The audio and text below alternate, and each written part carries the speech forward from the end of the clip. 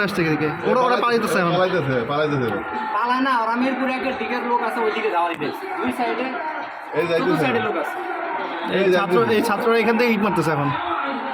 এই দখল হয়ে গেছে শেষ শেষ শেষ শেষ শেষ শেষ আত্রাইছে এই ছাত্র চলে আসছে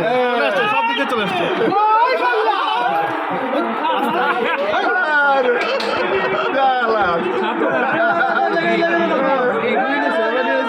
বাবারে বাবারে কি অবস্থা